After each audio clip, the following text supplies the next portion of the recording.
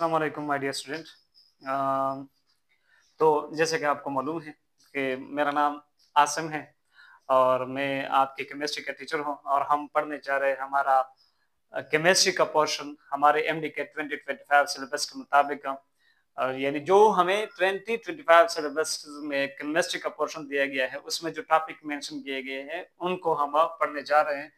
और हम थर्मोकेमिस्ट्री को शुरू कर चुके हैं, लेकिन ये मॉलिक्यूलरिटी का जो टॉपिक है ये मेरे कुछ स्टूडेंट्स हैं जिसके डिमांड्स पर मैं आज इसको भी प्रिपेयर करके लेकर आया हूँ आपके लिए।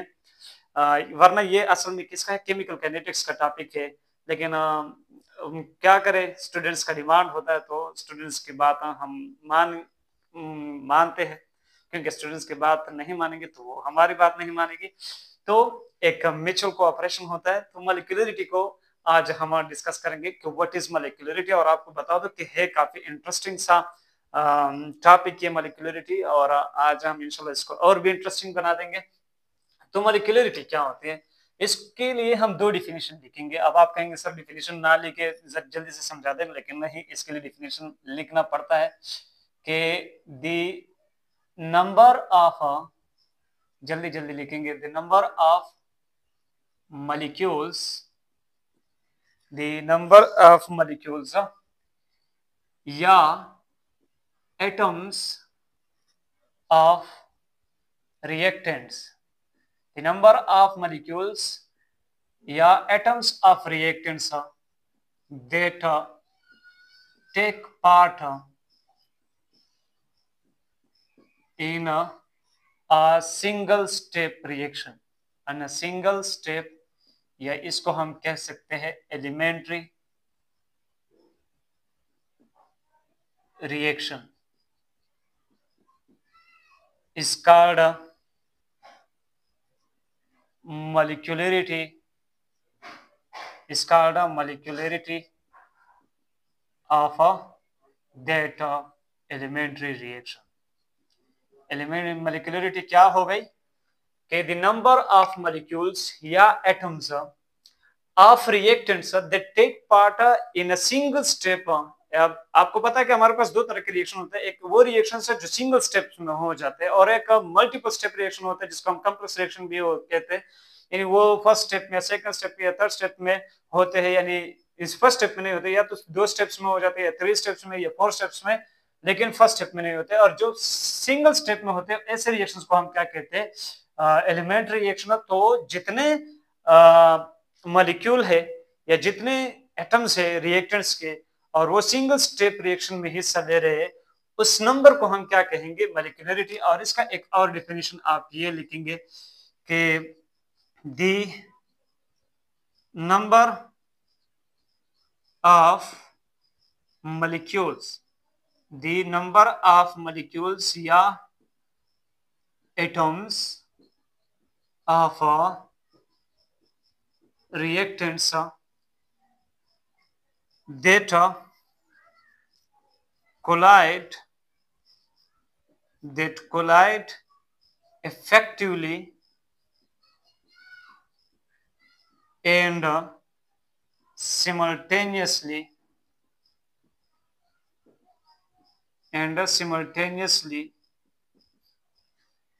in a single step। अच्छा, to give, यहां पर आपने ये भी लिखना है, to give product in a single step reaction, in a single step reaction is called molecularity। इसको भी हम मॉलिक्यूलरिटी कहते हैं। अब यहाँ डिफरेंस क्या है जरा देख लें। यहाँ पर है सिर्फ कहा गया है कि द नंबर ऑफ मॉलिक्यूल्स या atoms of reactants that take part in a single step reaction is called molecularity. लेकिन यहाँ पर वही बात है, द नंबर ऑफ मॉलिक्यूल्स या एटम ऑफ रिएक्टेंट्स, सिर्फ यही बात इनमें एक्स्ट्रा की गई है, that collide effectively and simultaneously in a single step reaction to give product is called molecularity. तो ये टर्म जो है ये इनमें डिफरेंट है, कोलाइड इफेक्टिवली एंड सिमल्टेनियसली। और इस वजह से ये दो डिफिनेशन आपस में क्या है, थोड़ा सा ये एक दूसरे से डिफरेंस रखता है। ये डिफिनेशन जो है ये कोलिजन थ्योरी के मुताबिक है और ये जनरल डिफिनेशन है मॉलिक्यूलरिटी का। तो जरा देख ले, ये मॉलिक्यूलरिटी जो है ये हमें दोनों स्टेप्स की पहचान बताएगी। ये हमें बताएगी कि ये वाला रिएक्शन जो है ये एलिमेंट्री रिएक्शन है और ये वाला रिएक्शन जो है ये कॉम्प्लेक्स रिएक्शन है यानी मल्टीपल स्टेप रिएक्शन है। तो it can tell us about multiple step reaction and elementary reaction, क्योंकि आपको पता होना चाहिए कि यहां पर आप ये नोट लिखे कि मॉलिक्यूलरिटी जो है, मॉलिक्यूलरिटी ये सिर्फ और सिर्फ सिंगल स्टेप के लिए डिफाइन है, सिंगल स्टेप रिएक्शन, यानी एलिमेंट्री रिएक्शन के लिए ये क्या है, डिफाइन है, जबकि कॉम्प्लेक्स रिएक्शन के लिए जिसको आप मल्टीपल स्टेप रिएक्शन कहते हैं उसके लिए मॉलिक्यूलरिटी डिफाइन नहीं है, उसके लिए मॉलिक्यूलरिटी डिफाइन नहीं है। अब हम बात करते हैं कि what is elementary reaction and what is a complex reaction. तो एलिमेंट्री रिएक्शन वो रिएक्शन होते हैं जो सिंगल स्टेप में होते हैं, जो सिंगल स्टेप में होते हैं। अब हमें कैसे पता लगेगा कि ये रिएक्शन सिंगल स्टेप में हो रहा है या ये रिएक्शन मल्टीपल स्टेप में हो रहा है? तो यह हम एक टॉपिक का आगाज करते हैं और वो क्या होगा, identification, identification of elementary reaction. Elementary reaction का आइडेंटिफिकेशन क्या होगा, आइडेंटिफिकेशन ऑफ एलिमेंट्री रिएक्शन। तो जरा देख ले, आपके पास क्या होता है, लेट सपोज आपके पास ये एक रिएक्शन है, एग्जांपल नंबर 1 हम लेते हैं A प्लस B और ये आपको प्रोडक्ट P दे रहा है। अब जरा देख ले, इसके साथ कोएफिशिएंट 1 है और इसके साथ भी कोएफिशिएंट 1 है। तो इसके लिए अब आपने एक रेट लॉ लिखना है और रेट लॉ कहां से आता है, एक्सपेरिमेंट से। तो अगर इनके कोएफिशिएंट इस्तेमाल हो जाए is powers of a concentration terms in a rate law for this reaction, तो ऐसे रिएक्शन को हम क्या कहेंगे, elementary reaction. For example let suppose इसके लिए जब हम रेट लॉ यानी रेट लॉ लिखते गए एक्सपेरिमेंटली, तो वो किस तरह आया, इसमें जो पावर्स आए वो इसके कोएफिशिएंट वाले पावर्स आ गए, यानी ये जो कोएफिशिएंट है वो एज ए पावर यूज हुए of concentration terms in rate law for this reaction. तो अब ये वाला रिएक्शन हमारे पास क्या होगा, ये एलिमेंट्री रिएक्शन है और यहां पर इस रिएक्शन का ऑर्डर क्या होगा, ऑर्डर आपको नजर आ रहा है, n is equal to x प्लस वाई। सो x प्लस वाई हमारे पास 2 आ रहा है, तो इस रिएक्शन का ऑर्डर क्या है, 2, और इसके लिए मॉलिक्यूलरिटी भी क्या है, 2। तो ये बात भी याद रखें कि order of reaction, order of reaction, order of elementary reaction, order of elementary reaction is always equal to, sorry always नहीं, is equal to molecularity, ये molecularity के बराबर होता है इन 99.9% केसेस में। एलिमेंट्री रिएक्शन जो होता है वहां पर जो ऑर्डर होगा वो ही आपके पास मॉलिक्यूलरिटी भी होगा। ये कितने रिएक्शंस में, 99.9%, यानी मोस्टली एलिमेंट्री रिएक्शन में ऑर्डर और मॉलिक्यूलरिटी सेम होती है। अब जरा देख ले, इस रिएक्शन का ऑर्डर क्या है, 2, तो मॉलिक्यूलरिटी भी क्या है, 2, यानी इसमें 2 मॉलिक्यूल इन्वॉल्व है रिएक्टेंट के, एक का मॉलिक्यूल ए का और एक मॉलिक्यूल बी का। तो आप लोग देख सकते हैं it is a single step reaction, क्योंकि इसके जब हमने रेट लॉ एक्सपेरिमेंटली लिख दिया, ये हम सपोज करते हैं कि एक्सपेरिमेंटली ये लॉ हम लिख चुके हैं, इसके लिए ये रेट लॉ एक्सपेरिमेंटली, तो एक्सपेरिमेंटली हम इसके लिए जब ये लॉ लिख चुके हैं, तो यहाँ पर एक पावर 1 आया जो इसका कोएफिशिएंट है, बी का पावर 1 आया जो इसका कोएफिशिएंट है। तो जब इसके कोएफिशिएंट एज पावर्स यूजुअल हो जाए इन इट्स रेट लॉ, तो ऐसे रिएक्शन को हम क्या कहते हैं, एलिमेंट्री रिएक्शन। जरा मैं इस तरफ को मिटा दूं, या इसको मैं नहीं मिटाने वाला क्योंकि इन डेफिनेशन को हमने कहीं और पर भी इस्तेमाल करना है।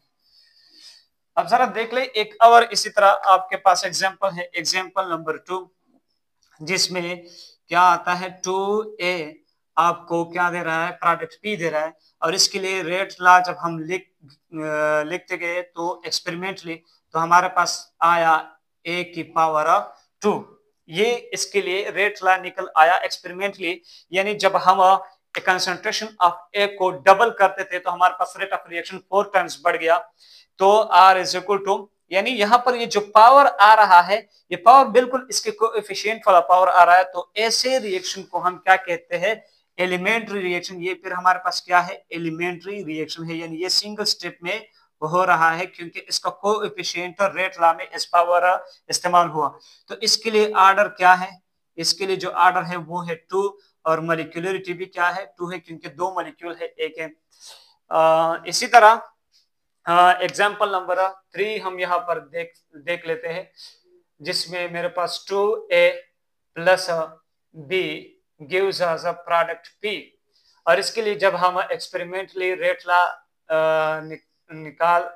जब हमने इसके लिए रेट लॉ निकाला एक्सपेरिमेंटली तो वो किस तरह आया, A की पावर 2 B की पावर 1। ये हम सपोज करते हैं क्योंकि ये जनरल रिएक्शन है। तो जब हमने देखा तो इसके लिए रेट लॉ एक्सप्रेशन एक्सपेरिमेंटली ये निकल आया, यानी ये हमने सपोज कर लिया कि लेट्स सपोज एक्सपेरिमेंटली इसके लिए रेट लॉ ये निकल आया। तो जरा देख ले रेट लॉ में जो पावर इस्तेमाल हुए हैं, ए का जो पावर है, बी का जो पावर है, ये उनके कोएफिशिएंट से। तो जब कोएफिशिएंट एस पावर इस्तेमाल हो जाए तो वो रिएक्शन क्या होता है, एलिमेंट्री होता है। वो रिएक्शन क्या होता है, अब जरा देख ले यहाँ पर ऑर्डर क्या है, यहाँ पर ऑर्डर जो है वो 3 है, तो मॉलिक्यूलरिटी भी क्या होगी, 3 होगी। क्लियर है। अब जरा मैं आपको एक और रिएक्शन की बात बताता हूँ, एग्जाम्पल नंबर 4, यानी स्पेसिफिक रिएक्शंस अगर हम बात करें, जैसे कि आपके पास 2HI है, हाइड्रोजन आयोडाइड, इसकी जब हम डिसोसिएशन करते हैं तो ये हमें H2 देता है और I2 देता है। लेकिन जब हमने इसका एक्सपेरिमेंटली रेट लॉ देखा तो वो कुछ इस तरह आया था कि HI के साथ ये डबल यानी 2 पावर में रिलेट कर रहा था। तो जरा देख ले, हाइड्रोजन आयोडाइड इसका रिएक्टेंट है और इसका कोएफिशिएंट 2 है, और वो 2 यहाँ पर इसके रेट लॉ में एस पावर इस्तेमाल हुआ है। So this is an elementary reaction, single step reaction. ये मेरे पास क्या हो गया, एलिमेंट्री रिएक्शन हो गया, सिंगल स्टेप रिएक्शन हुआ। इसी तरह मैं यहाँ पर एक और एग्जांपल भी आपको बता सकता हूँ, जैसे कि हमारे पास क्या है, NO2 NO plus O2 gives us 2NO2। तो जब हमने इसका रेट लॉ देखा एक्सपेरिमेंटली तो वो क्या आया, K NO की पावर 2 एंड O2 की पावर 1। तो इसका मतलब ये है कि इनके पावर जो है यानी कोएफिशिएंट जो है वो एस पावर इस्तेमाल हुए हैं इनके रेट लॉ में। तो हम कह सकते हैं कि this is an elementary reaction. ये हमारे पास क्या है, एक एलिमेंट्री रिएक्शन है। और यहाँ पर जो ऑर्डर आया है वो ऑर्डर क्या है, order of reaction is equal to 3। तो मॉलिक्यूलरिटी भी क्या है, molecularity is also 3। 2 molecule nitric oxide के यानी NO के और 1 मॉलिक्यूल ऑक्सीजन का। सो यहाँ पर मॉलिक्यूलरिटी क्या है, 3 है। अब यहाँ पर मैं एक और एग्जांपल आपको बता दो, जैसे कि एग्जांपल ये हमारे पास एग्जांपल नंबर 5 हो गया। एग्जांपल नंबर 6 जिसमें हमारे पास क्या होता है, NH4NO2 और रिएक्ट करके आपको क्या देता है, N2 प्लस 2H2O। और इसके लिए जब हम रेट एक्सपेरिमेंटली निकाला तो वो कुछ इस तरह आया कि NH4NO2 के यानी 1, यानी ये भी अब हमारे पास क्या है, एलिमेंट्री रिएक्शन है क्योंकि इसका कोएफिशिएंट क्या है, 1 है। एलिमेंट्री रिएक्शन है तो इसका ऑर्डर जो है वो क्या आया, 1 आया, और इसके लिए मॉलिक्यूलरिटी क्या आया, वो भी 1 है। So this is also an elementary reaction क्योंकि इसके जो एक कोएफिशिएंट है वो हमने इसके रेट लॉ में एस पावर इस्तेमाल किया है, यानी हमने नहीं किया है, एक्सपेरिमेंटली ये इस तरह निकल आया है। तो यहां तक तो हमने एलिमेंट्री रिएक्शन को समझा। अब यहाँ एक और बात मैं आपको समझा रहा हूं कि इस रिएक्शन के लिए मॉलिक्यूलरिटी कितनी आ रही है, मॉलिक्यूलरिटी इस रिएक्शन के लिए 1 आ रही है। और याद रखे यहाँ पर मैं लिखता हूं कि जब आपके पास मॉलिक्यूलरिटी आती है 1, यानी वो रिएक्शन यूनिमॉलिक्यूलर होती है तो हमारे पास कोलिजन नहीं होती, कोलिजन नहीं होती, collision does not happen, collision does not happen. तो जब कोलिजन नहीं होगा तो तेरा रिएक्शन भी नहीं होगा। तो ऐसे मॉलिक्यूल के लिए मॉलिक्यूलरिटी हम इस डेफिनेशन के मुताबिक समझाते हैं कि द नंबर ऑफ मॉलिक्यूल्स या atoms of reactants that take part in a single step यानी elementary reaction is called a molecularity of that reaction. अब जरा देख ले यहाँ पर इसकी मॉलिक्यूलरिटी क्या है, 1 है, यानी एक मॉलिक्यूल यहाँ पर एक सिंगल स्टेप रिएक्शन में हिस्सा ले रहा है। अब ये सिंगल स्टेप है क्योंकि हमें रेट लॉ से पता चला कि ये सिंगल स्टेप रिएक्शन है और इसके लिए मॉलिक्यूलरिटी 1 है। तो यहाँ पर कोलिजन की बात नहीं हो रही कि कोलिजन होगा नहीं होगा, इफेक्टिव होगा, सिमल्टेनियस होगा, ये बात नहीं हो रही। यहाँ पर ये सिंपल डिफिनेशन है। तो ऐसे रिएक्शन की मॉलिक्यूलरिटी को हम एक्सप्लेन कर सकते इस डिफिनेशन के मुताबिक, क्योंकि यहाँ पर कोलिजन की बात बिल्कुल हो ही नहीं रही। क्योंकि अगर हम इस डेफिनेशन को देखें तो यहाँ पर तो ये कहता है कि कोलाइड इफेक्टिवली एंड सिमल्टेनियसली। तो अगर हमारे पास मॉलिक्यूलरिटी 1 है, मतलब कोई रिएक्शन यूनिमॉलिक्यूलर है, तो एक मॉलिक्यूल कोलिजन किसके साथ करेगा, ये मॉलिक्यूल यानी अपने साथ तो वो कोलाइड नहीं कर सकता, उसके साथ लिए कोई दूसरा मॉलिक्यूल होना चाहिए कि वो इसके साथ क्या करे, कोलाइड कर सके। तो जब आपके पास सिंगल मॉलिक्यूल होता है यानी मॉलिक्यूलरिटी 1 आती है तो वहां पर कोलिजन नहीं होता। तो ऐसे मॉलिक्यूलरिटी को आप इस डेफिनेशन से एक्सप्लेन कर सकते हैं, इसके साथ नहीं। और ये भी याद रखें कि मॉलिक्यूलरिटी जब क्या हो, ग्रेटर हो या इक्वल हो 2 के, तो आपके पास कोलिजन क्या होता है, हो जाता है, कोलिजन तो हो जाता है, लेकिन ये कोलिजन इफेक्टिव और सिमल्टेनियस होगा ये पता नहीं, यानी ये श्योर नहीं होता। और ये हम क्या करेंगे, इसको एक्सपेरिमेंटली देखेंगे। तो जब आपके पास मॉलिक्यूलरिटी 2 या 2 से ग्रेटर होती है तो वहां पर कोलिजन तो होगा, लेकिन इफेक्टिव और सिमल्टेनियस कभी कभी होता है। हर वक्त आपके पास कोलिजन जो होता है वो इफेक्टिव और सिमल्टेनियस नहीं होता। अब हम इस डेफिनेशन को मिटा सकते हैं, क्योंकि जो बात मैंने समझाना था वो ये था कि जब आपके पास मॉलिक्यूलरिटी 1 आती है, जैसे कि इस रिएक्शन के लिए आई, तो आप वो उस डेफिनेशन के यानी फर्स्ट डेफिनेशन से आप इसको एक्सप्लेन कर सकते हैं, सेकंड डेफिनेशन से नहीं, क्योंकि सेकंड डेफिनेशन में कोलिजन की बात होती है और जब मॉलिक्यूलरिटी 1 होती है तो वहां पर कोलिजन नहीं होता। तो यहां पर एक और बात हम नोट करें कि 1 सेंटीमीटर क्यूब वॉल्यूम में कोलिजन थ्योरी कहती है कि आपके पास कितना कोलिजन होता है, 10 की पावर 27 टाइम्स कोलिजन होता है।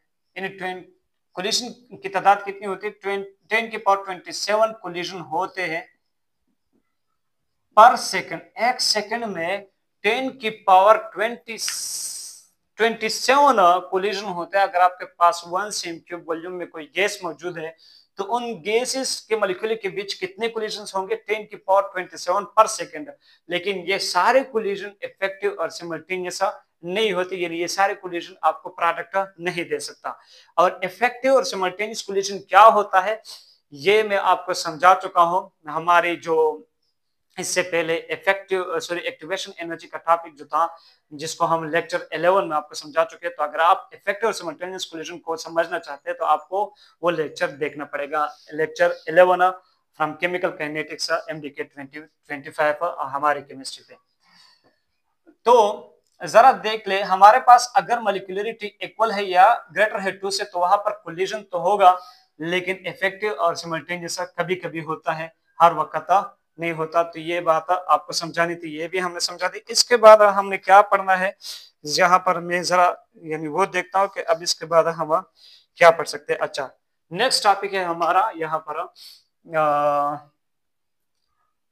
SIDO order elementary reaction, pseudo order elementary reaction. अब ये क्या होते हैं मैं आपको समझा दूं, जरा देख ले। लेट सपोज आपके पास ये वाला एग्जांपल है, एग्जांपल नंबर 1, जिसमें CH3 COO C2H5 यानी एथाइल एसीटेट वो रिएक्ट कर रहा है वाटर के साथ। और क्या दे रहा है आपको CH3COOH acetic acid plus C2H5OH ethanol, ये दे रहा है। और ये प्रूफ हुआ है कि ये आपके पास क्या है, एलिमेंट्री रिएक्शन है, यानी ये क्या है, एलिमेंट्री रिएक्शन है, सिंगल स्टेप रिएक्शन है। तो अगर ये ऐसा प्रूफ हुआ है तो आपके पास रेट लॉ ये आना चाहिए था कि इसके साथ आप क्या लिखते, CH3COOC2H5 का कोएफिशिएंट क्या है, 1 है। ये यहाँ पर पावर हम 1 लगाते और साथ साथ में एक रिएक्टेंट वाटर भी है और इसका भी 1 है कोएफिशिएंट, ये लगाते तो आपके पास ऑर्डर क्या होता, ऑर्डर आपके पास आता 2 और मॉलिक्यूलरिटी आपके पास आती 2, जबकि ऐसा नहीं है, ऐसा नहीं है। यानी हमारे पास इसके लिए जब हम एक्सपेरिमेंटली देख इसका रेट हम निकाल चुके तो वाटर के साथ ये ऑर्डर आ रहा था, यानी वाटर के ऊपर पावर क्या आ रहा था 0 और इस पावर क्या आ रहा था 1। लेकिन फिर भी हमने इसको कहा कि ये एलिमेंट्री रिएक्शन है, सिंगल स्टेप रिएक्शन, एक स्टेप में होता है, यानी इसका ऑर्डर हमारे पास 1 है और मॉलिक्यूलरिटी क्या है 2 है। तो ये वो स्पेशल केस है, मैंने आपको कहा कि एलिमेंट्री रिएक्शन में ऑर्डर और मॉलिक्यूलरिटी इक्वल होती है इन 99.9% केसेस। लेकिन एक ऐसा रिएक्शन भी पॉसिबल है एलिमेंट्री जहां पर ऑर्डर और मॉलिक्यूलरिटी आपस में इक्वल नहीं होता और उसको हम क्या कहते हैं, सीडो ऑर्डर एलिमेंट्री रिएक्शन। अब यहाँ चूंकि ऑर्डर 1 है तो इसको रिएक्शन को हम कहते हैं pseudo first order elementary reaction. अब मैं यहां पर आपको समझा दूं कि हमने वाटर का पावर 0 क्यों लिया है, यानी यहां पर ये पावर 0 क्यों आया है। जरा देख ले, यहां पर जो वाटर है ये एक रिएक्टेंट है और एक इथाइल एसीटेट हमारे पास एक रिएक्टेंट है, लेकिन यहाँ पर ये जो वाटर है ये हमारे पास as a solvent role play कर रहा है, इसकी कंसंट्रेशन काफी ज्यादा है, यानी वाटर हमारे पास एक्सेस में है। तो लेट सपोज कि हमारे पास 1 मोल एसिटिक एसिड का यूज हो रहा है और इसके साथ 1 मोल वाटर का इफेक्टिवली कोलाइड कर रहा है, यानी 1 मोल वाटर का और 1 मोल एसीटेट इथाइल एसीटेट का CH3COOC2H5 का इथाइल एसीटेट का इफेक्टिवली कोलाइड कर रहे हैं। और लेट सपोज आपके पास ये 1 मोल है और ये कितना है, लेट सपोज ये आपके पास 1 मोल है, क्योंकि ये क्या है, सॉल्यूट है और ये सॉल्वेंट है, तो ये कितना होगा 1000 मोल हम ले सकते हैं, क्योंकि ये एक्सेस में होगा, ये हमारे पास क्या है सॉल्वेंट, ये 1 मोल है और ये 1000 मोल, तो इसका 1 मोल इफेक्टिवली कोलाइड कर गया वाटर के 1 मोल के साथ, तो बाकी हमारे पास वाटर कितने रह गए 999 मोल हमारे पास वाटर क्या रह चुकी है अनरिएक्टेड। तो हम कह सकते हैं कि हमारे पास वाटर का जो कंसंट्रेशन है उसमें कोई चेंज नहीं आया है, यानी 1 मोल इसमें चेंज आया, जो कि क्या है हम इसको इग्नोर कर सकते हैं। तो हम कह सकते हैं कि the concentration of water is remains unchanged या रिमेन्स कांस्टेंट। तो इसलिए यहाँ पर जो रेट ऑफ रिएक्शन है वो ज्यादातर डिपेंड करता है इसके ऊपर, इसके कंसंट्रेशन में तो बहुत यानी हम कह सकते हैं कि इसके कंसंट्रेशन जैसे कि इसमें कोई चेंज आया नहीं है, ना इसमें इंक्रीजिंग चेंज डिक्रीजिंग चेंज, यानी जितना हम इसको ले चुके थे ये बिल्कुल वही है।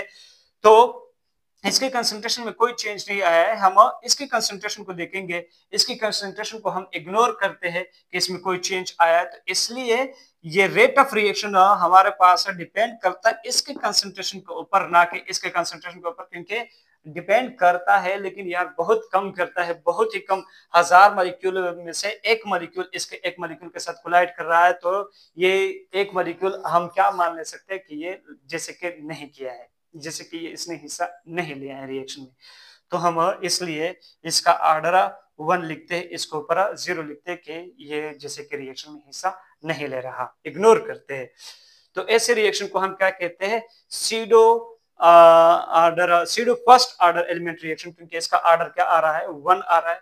और एक बात यहाँ पर ये याद रखें कि यहाँ पर जब हम इसका रेट लिखते हैं तो रेट इसका लिखते हैं, एक तो हमारे पास वाटर की कंसंट्रेशन क्या हो जाती है कांस्टेंट, तो ये भी इस कांस्टेंट के साथ लिखते हैं जो हम रेट में लिखते हैं। और यहाँ पर CH3COOC2H5 इथाइल एसीटेट का कंसंट्रेशन लिखते हैं और इसको पर पावर 1 लिखते हैं। अब जरा देख ले, ये एक कंसंट्रेशन, ये भी कांस्टेंट है और ये भी कांस्टेंट है, तो इन दोनों कांस्टेंट को हम क्या लेते हैं, इन दोनों कांस्टेंट को हम एक और कांस्टेंट से रिप्रेजेंट करते हैं के डैश से, और यहाँ पर हम लिखते हैं CH3COO तो आप इसके लिए रेट लॉ इस तरह भी लिख सकते हैं, pseudo first order elementary reaction, और स्पेशली इस रिएक्शन के लिए। और अब बाज बुक्स फिर यहाँ पर वाटर को भी ऐड कर लेते हैं, और वाटर के साथ क्या लिखता है, 0। लेकिन अगर आपने वाटर ऐड नहीं किया तब भी आपको ये लगता है कि यहाँ पर वाटर का कोई रूल नहीं है, यानी यहाँ से आपको ये समझ में आ रही है कि अगर वाटर की कंसंट्रेशन शो नहीं हो रही, इसका मतलब यह है कि रेट और वाटर की कंसंट्रेशन के बीच कोई रिलेशनशिप नहीं है, सिर्फ रिलेशनशिप है रेट और एसिटिक इथाइल एसीटेट की कंसंट्रेशन के बीच।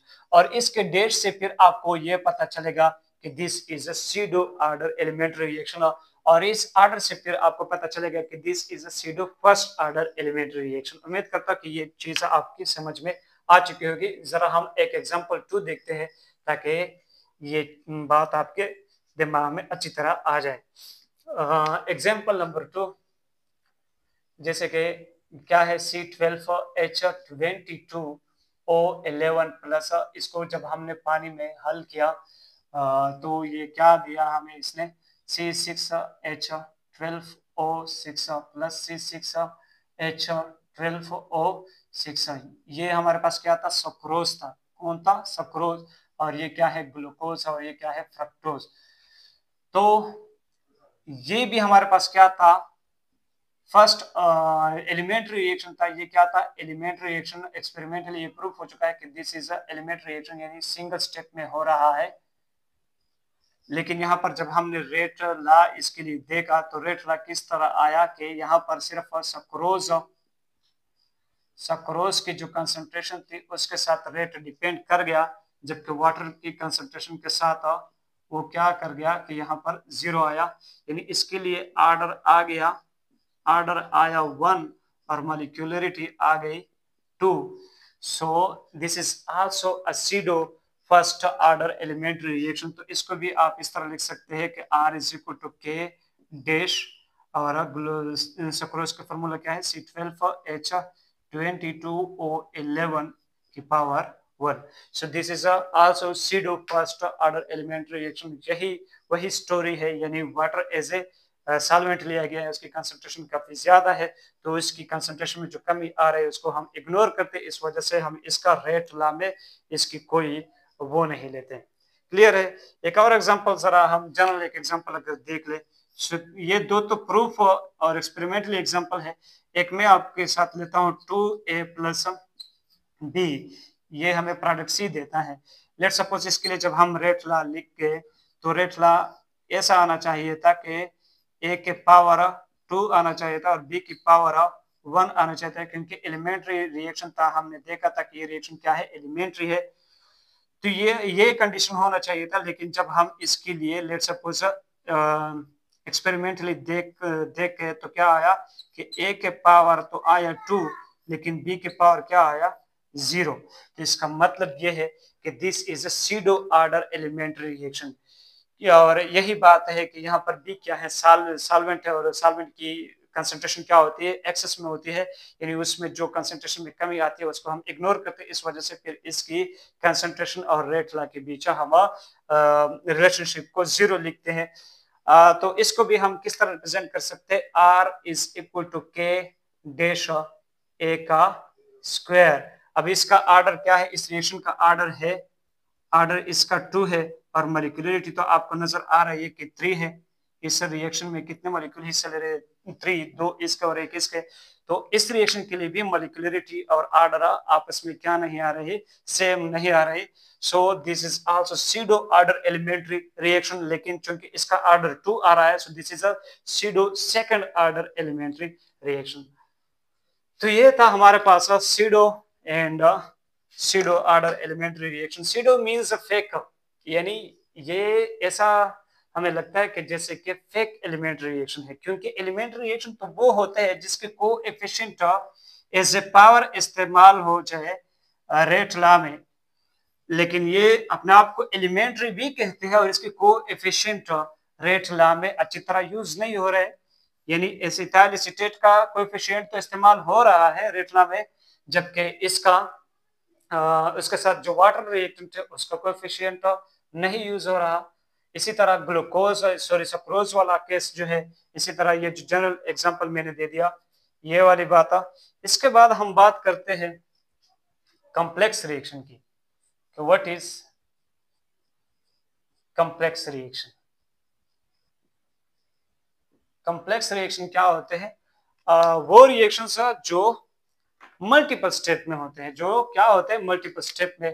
फॉर एग्जांपल हमारे पास एक रिएक्शन है NO2 प्लस कार्बन मोनोऑक्साइड, ये क्या देता है NO प्लस CO2। इसके लिए जब हम रेट ला एक्सपेरिमेंटली इसके लिए रेट ला आ गया K इंटू NO2 की पावर 2। अब जरा देख ले, जब इनके कोएफिशिएंट उसके रेट ला में जो पावर्स है उसके साथ उसका कोई रिलेशनशिप ना हो, जैसे कि देख ले जरा देख ले, इसका कोएफिशिएंट क्या है 1 और रेट ला में इसके ऊपर जो पावर आया वो क्या आया है 2, तो 2 और 1 के बीच काफी ज्यादा डिफरेंस है यहाँ पर। यानी ये 2 कैसे आया? हमने यहाँ पर 1 लिया है और ये क्या आया 2 आया एक्सपेरिमेंटली। यानी जब हम NO की कंसंट्रेशन को डबल करते थे तो रेट ऑफ रिएक्शन 4 टाइम्स बढ़ रहा था एक्सपेरिमेंटली, ये हमने मालूम किया। सिमिलरली यहाँ पर कार्बन मोनोऑक्साइड की जो पावर थी वो 0 आ गई, जबकि यहाँ पर इसकी कोएफिशिएंट क्या है 1 है। तो जब उनके पावर से जब उनके रेट लॉ में जो पावर्स यूज हुए हैं और इनके कोएफिशिएंट आपस में सेम ना हो तो ऐसे रिएक्शन को हम क्या कहते हैं? Complex reaction. यानी ये कॉम्प्लेक्स रिएक्शन हो गया और complex reaction multiple step reaction. तो कॉम्प्लेक्स रिएक्शन की आइडेंटिफिकेशन आप इस तरह कर सकते हैं कि इनके कोएफिशिएंट और उनके रेट लॉ में जो पावर इस्तेमाल हुए हैं उनके बीच दूर दूर तक कोई वास्ता ना हो, तो ऐसे रिएक्शन को हम क्या कहते हैं? Complex reaction. अच्छा, अब इसके लिए ऑर्डर क्या है? इस रिएक्शन के लिए हम ऑर्डर लिख सकते हैं 2। तो इसके लिए मोलिकुलरिटी क्या होगी? तो याद रखें कि कॉम्प्लेक्स रिएक्शन के लिए हम मोलिकुलरिटी को डिफाइन नहीं कर सकते। We can define molecularity only for first single step reaction. हाँ, ये बात है कि जो आपके पास कॉम्प्लेक्स रिएक्शन होता है, जैसे कि आपके पास ये रिएक्शन है, ये आपको दे रहा है ए, हमें प्रोडक्ट डी दे रहा है, जबकि ये हमने जब देखा तो ये एक यानी हमने इसके लिए देखा, लेट सपोज जब इसके लिए रेट ला निकाला तो वो आया ए की पावर लेट सपोज 2 आया। तो जरा देख ले, इसका कोएफिशिएंट 1 है लेकिन पावर 2 है, तो इनके बीच कोई रिलेशनशिप नहीं है, मतलब ये कोएफिशिएंट और पावर एक दूसरे से ऑपोजिट है। तो ये एक्सपेरिमेंटली प्रूफ हो गया कि this is a complex reaction. ये क्या है? कॉम्प्लेक्स रिएक्शन है। तो ये क्या होगा? मल्टीपल स्टेप पर शामिल होगा, मतलब कंसिस्टेंट मल्टीपल स्टेप से। तो मैं कहता कि ये फर्स्ट स्टेप में क्या देता है? लेट्स सपोज बी देता है, फिर सेकंड स्टेप में बी क्या देता है? सी देता है, और सेकंड थर्ड स्टेप में सी क्या देता है? डी देता है। तो एक स्टेप, दो स्टेप, थर्ड स्टेप, ये 3 स्टेप्स में हो रहा है। So this is multiple step reaction. जरा देख ले, यहाँ से मैं क्या कर सकता हूँ? बी और बी को कैंसिल, सी और सी को कैंसिल, तो वही बात कि ए क्या दे रहा है? D, and this is a multiple step reaction. अब ये कर सकते हैं आप लोग कि इसके लिए जो हर एक स्टेप है उसके लिए आप मोलिकुलरिटी डिफाइन कर सकते हैं। मतलब इसके लिए जो रेट होगा वो क्या होगा? K इंटू ए की पावर 1। तो इसका ऑर्डर B1 है और मोलिकुलरिटी भी क्या है? 1 है। इसी तरह R इज इक्वल टू इस स्टेप के लिए K B की पावर 1, इसका ऑर्डर भी आपके पास 1 है और मोलिकुलरिटी भी क्या है? 1 है। इस रिएक्शन के लिए यानी इस स्टेप के लिए आपके पास R आएगा K इंटू सी की पावर 1। तो इसका ऑर्डर क्या है? इसका ऑर्डर होगा 1 और मोलिकुलरिटी भी क्या है? 1। तो मल्टीपल स्टेप रिएक्शन के लिए आप molecularity as a whole define नहीं कर सकते, लेकिन अगर उसके आप मल्टीपल स्टेप लेते हैं तो हर एक स्टेप के लिए आप इंडिविजुअली मॉलिक्यूलरिटी डिफाइन कर सकते हैं। तो ये बात भी नोट करें कि we can not define molecularity for a complex reaction as a whole, but we can define molecularity for a complex reaction in its every individual step. उम्मीद करता हूँ कि ये बात आपकी समझ में आ चुकी होगी। और एक पॉइंट आपने ये भी नोट करना है कि मॉलिक्यूलरिटी के नेदर बी ग्रेटर देन 3, ये कभी भी 3 से ग्रेटर नहीं हो सकती। यानी इसको आप क्रॉस कर सकते हैं कि molecularity can nether B greater than 3 में किस तरह लिख दो कि molecularity can never be greater than 3। Molecularity 3 से ग्रेटर नहीं होनी चाहिए। तो ये सब क्यों है? क्योंकि हमारे पास अगर मॉलिक्यूल 2 है तो इनके बीच भी इफेक्टिव और सिमल्टेनियस कोलिजन की चांसेस पॉसिबल है। मॉलिक्यूल 3 है तो इनके बीच भी इफेक्टिव और सिमल्टेनियस कोलिजन की चांसेस पॉसिबल है। लेकिन अगर मॉलिक्यूल 4 हो जाते हैं तो कोलिजन इफेक्टिव और सिमल्टेनियस कोलिजन की चांसेस बहुत कम हो जाते हैं। जरा देख लीजिए, एक मॉलिक्यूल है, ये दूसरा मॉलिक्यूल है, ये तीसरा मॉलिक्यूल है और ये चौथा मॉलिक्यूल है। इसके ऊपर पॉइंट 3 पॉइंट से, इसके 3 पॉइंट से लेट सपोज, इसके 3 पॉइंट से लेट सपोज और इसके भी 3 पॉइंट से लेट सपोज। मैं इसको कहता हूँ ए बी सी। इसी तरह इसका ये पॉइंट ए, इसका पॉइंट बी, इसका पॉइंट सी, ए बी और सी।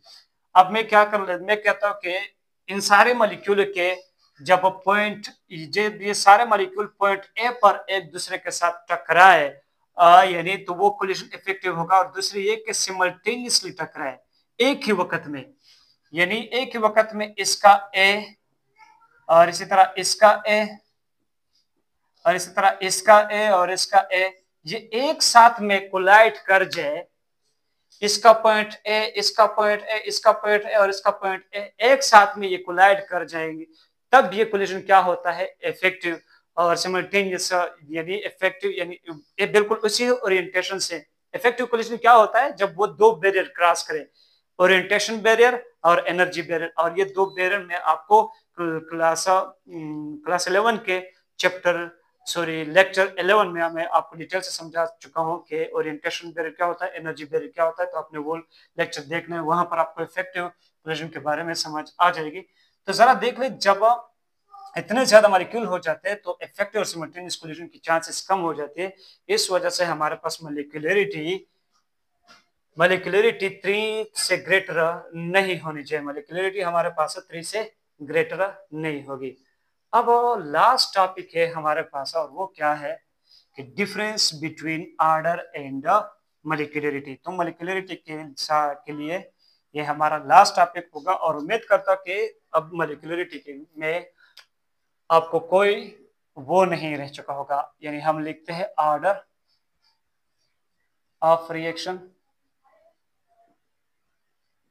वर्सेस मॉलिक्यूलरिटी, इनमें डिफरेंस क्या है? क्लियर है?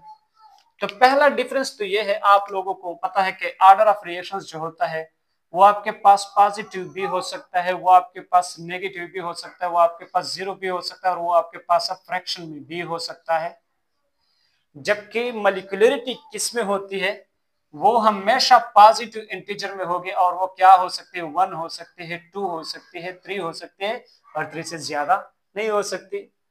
दूसरी बात ये है कि ऑर्डर ऑफ रिएक्शन हमारे पास एलिमेंट्री रिएक्शन के लिए भी पॉसिबल है, डिफाइन है। For elementary reaction order of reaction is defined for elementary as well as for complex reaction. चाहे रिएक्शन कॉम्प्लेक्स हो या चाहे रिएक्शन एलिमेंट्री हो, दोनों के लिए ऑर्डर ऑफ रिएक्शन डिफाइन है।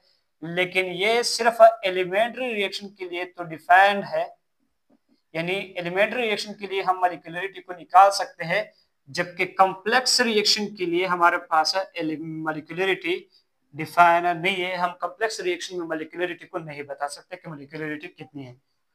थर्ड डिफरेंस क्या होना चाहिए कि ये जो है ऑर्डर ऑफ रिएक्शन, ऑर्डर हमारे पास can be greater than 3, can be greater than 3, ये 3 से ग्रेटर हो सकता है, जबकि मॉलिक्यूलरिटी के नेवर बी ग्रेटर देन 3, के never be greater than 3, molecularity 3 से ग्रेटर नहीं हो सकती। ये 3 डिफरेंस हो गए। फोर्थ डिफरेंस मेरे जहन से निकल रहा है। फोर्थ डिफरेंस क्या होगा? Order of molecularity. तो मैं जरा इसको देख लेता हूं क्योंकि इंपॉर्टेंट है, तो रह ना जाए।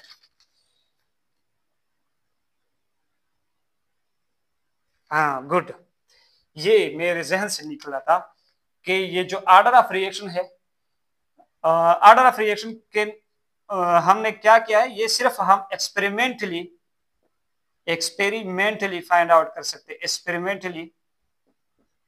और ये क्या है, इसको हम थ्योरेटिकली डिफाइन कर सकते हैं, डिटरमाइन कर सकते हैं थ्योरेटिकली। यानी हम देख सकते हैं सिर्फ जो जितने मॉलिक्यूल्स रिएक्शन में इन्वॉल्व है, तब हम कह सकते हैं कि इसकी मॉलिक्यूलरिटी इतनी है।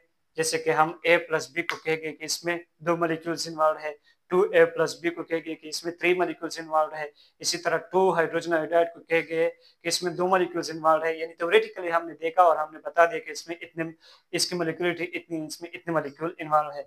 जबकि ऑर्डर ऑफ रिएक्शन जो होता है वो हवा थ्योरेटिकली डिफाइन नहीं कर सकते, it can only be define experimentally.